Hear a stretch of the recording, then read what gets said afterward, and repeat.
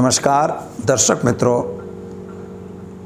मैं आचार्य दुर्गा प्रसाद शास्त्री हमारे सभी दर्शक मित्रों को नूतन वर्षाभिनंदन और गोवर्धन पूजा की खूब खूब हार्दिक शुभकामनाओं के साथ मैं आपको बताने जा रहा हूँ राशिफल जो वर्ष दरमियान रहेगा।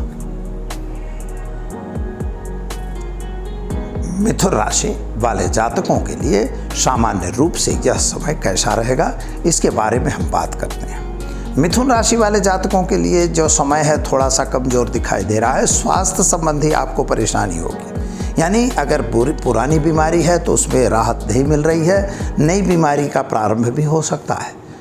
अतः खान पान में और ख़ास तौर पर आवागमन में बहुत ध्यान देना होगा। पानी के संबंधित कुछ तकलीफ़ें आपको हो सकती हैं, यानी स्वास्थ्य पर विशेष ध्यान देने की आवश्यकता है।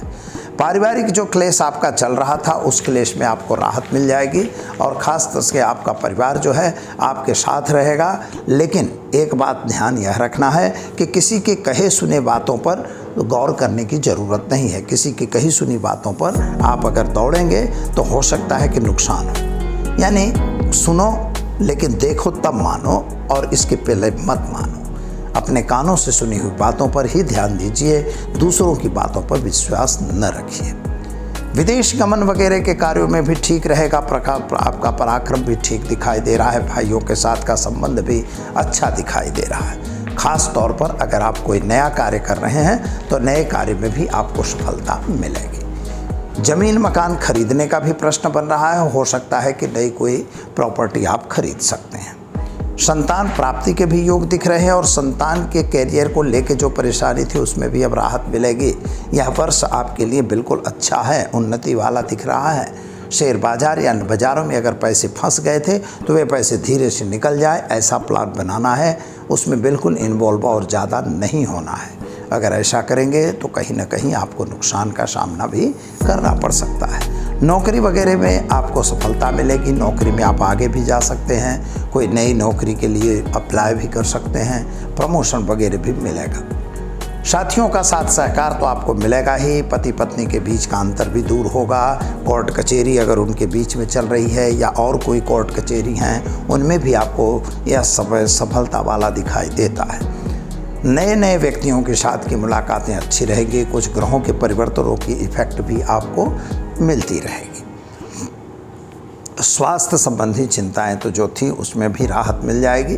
खास तौर पर आज इस वर्ष आपको कहीं ना कहीं से कुछ ऐसा उपहार मिल सकता है जो उपहार आपने अपेक्षा नहीं की थी, वह भी जून के बाद। पैसे जो फंसे थे वे पैसे भी आपके वापस आएंगे। शादी संबंधी की बातों में भी सफलता आपको मिलेगी। भाग्य आपका साथ तो दे रहा है, लेकिन थोड़ा कमजोरी यह दिख रही है कि आपकी प्लानिंग की कमी दिखाई देती है। यानी कोई भी काम करना है तो बिना प्लानिंग नहीं करना है, प्लानिंग बना के तब करेंगे तो आपको अच्छी सफलता मिल सकती है। इसमें कोई दो राय नहीं है। मित्रों, कर्म क्षेत्र के जो ग्रह हैं उनमें थोड़ा परिवर्तन की इफ़ेक्ट ज़रूर मिलेगी। यानी आपके बिजनेस में कुछ आप चेंजिंग करना चाहते हैं अथवा कुछ इधर उधर करना चाहते हैं तो वह भी कार्य आएगा, लेकिन थोड़ा संभाल के काम करना होगा, अन्यथा नुकसान होगे।